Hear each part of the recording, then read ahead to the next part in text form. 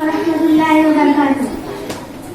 आपकी नातें मैं लिख लिख कर सुनाऊं आपको, किस तरह राजी करूं, कैसे मनाऊं आपको। आपकी नातें मैं लिख लिख कर सुनाऊं आपको, किस तरह राजी करूं, कैसे मनाऊं आपको।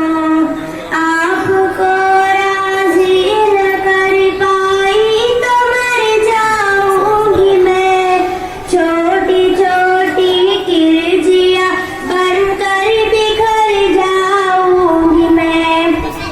जिंदगी का इस तरह मुझको मजा क्या आएगा, डर सियाही के भंवर में डूबता रह जाएगा।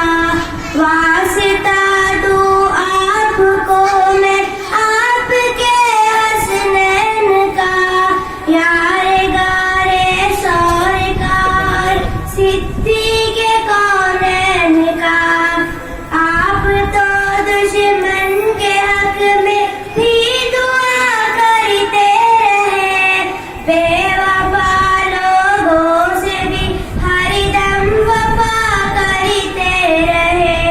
आप तो रहमत ही रहमत है जहानों के लिए, मेरे जैसे बेअमल और बेवफानों के लिए। आपका है रूठना, अर्ज़ो समा का रूठना, अर्श के